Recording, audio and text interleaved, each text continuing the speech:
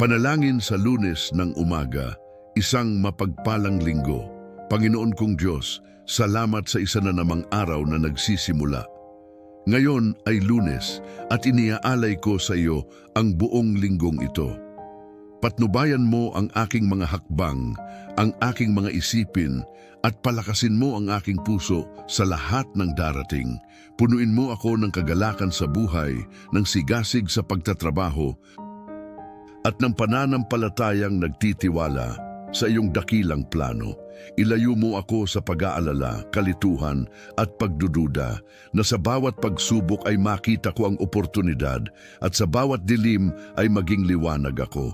Espiritu Santo, samahan mo ako sa paglalakbay na ito. Naway magsalita ako ng may karunungan, kumilos ng may pag-ibig at mamuhay na may layunin. Bagong linggo pa lang, ngunit nagpapasalamat na ako sa bawat pagpapala, proteksyon at aral. Dahil alam ko na sa iyo, ang bawat araw ay may saysay. Sa pangalan ni Jesus, Amen.